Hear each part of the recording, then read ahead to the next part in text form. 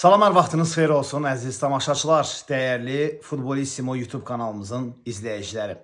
Azərbaycan klublarının Avrokuboklara hazırlıq dönəmi ilə bağlı hazırladığımız, çəkdiyimiz videolar seriyası davam edir və Qarabağdan sonra Sabah kollektivi ilə bağlı video ilə sizin qonağınızdıq və bugünkü videomuzda biz bugünkü belə deyə paylaşımımızda əsasən Sabah komandasının Çeli ilə oyuna qədər, Sloveniya təmsilçisi ilə oyuna qədər keçdiyi dönəm və bugünə olan hazırki vəziyyətə olan duruma nəzər salacağıq. Əvvəlcə başlayaq Sabah komandasının ötən mövsümki performansından. Ötən mövsüm Sabah kollektivi Azərbaycan çempionatında 5-ci yeri tutdu və Avrokuboklar zonasına Azərbaycan çempionatındakı yeri ilə vəsiqə qazana bilmədi.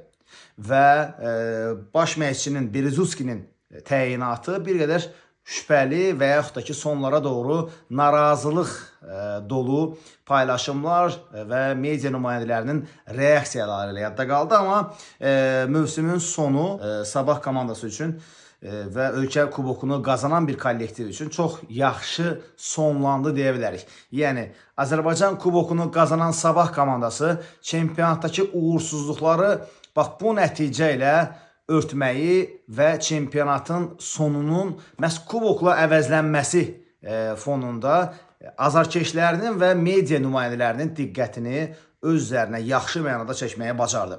Vasili Berezutski tənqid olunurdu. Çempionatda göstərdiyi Sabahın oyunlar o qədər də yaxşı deyildi, qeyri-sabit idi Sabah komandası və nəticələr əlbəttə ki ürək açan olmadı, amma Azərbaycan kubokunun finalında Qarabağ üzərində qazanılan qələbə və klubun tarixindəki qazandığı bax bu titul olduqca yadda qalan oldu və bu kubok həmçinin Sabah komandasını Avrokuboklara daşıdı. Özdə Konferans liqasına yox, Avropa liqasına daşımağı bacardı və həmin bax bu turnirdə Sabahın rəqibi ötən mövsüm Konferans liqasında yalnız Fiorentina tərəfindən bir gol fərqlə dayandırılan Çelidən söhbət gedir və Sabahın rəqibi Sloveniya təmsilçisi Çeli oldu.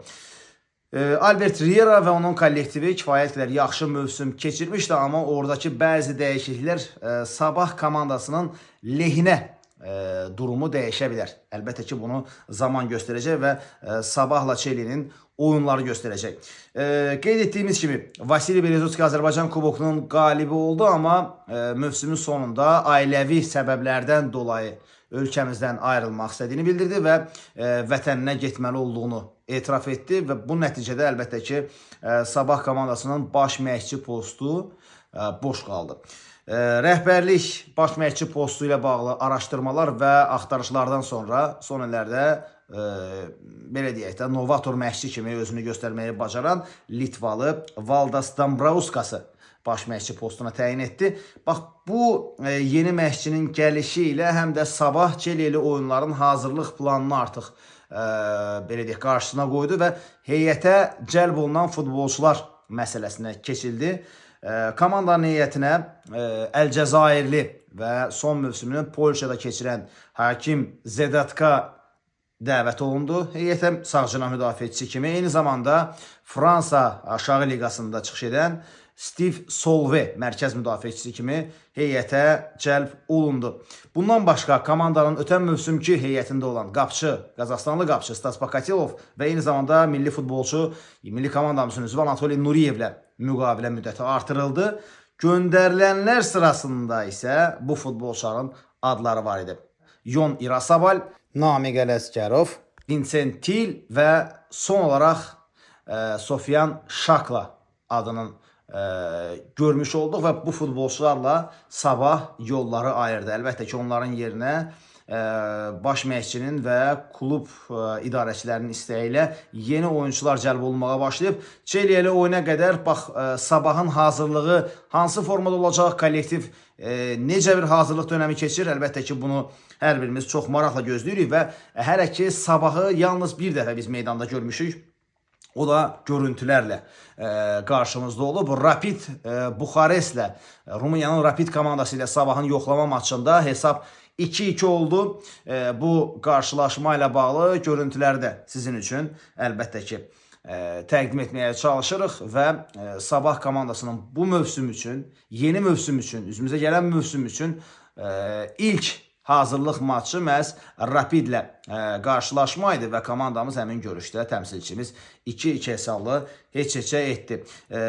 Qarşıdan gələn əsas oyun isə əlbəttə ki, iyulun 10-da keçiriləcək. Bakı vaxtı ilə saat 20-də Bank Respublika Arenada Sabahın rəqibi Çelli olacaq. Buna qədər də məncə Valdas Dambrauskas və onun futbolçuları yoxlama maçlarında və yaxud da heyətini gücləndirmə ilə bağlı addımlar atacaqlar.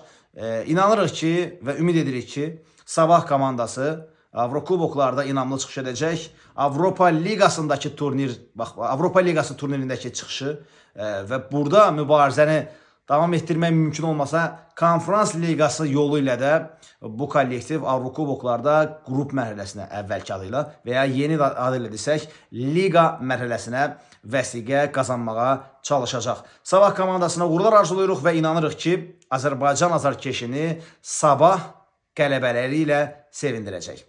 Və son olaraq bildirim ki, Futbolissimo YouTube kanalında növbəti günlərdəki çəkiliş planımız Zirə və Araz Naxçıvan kollektivləri ilə bağlıdır.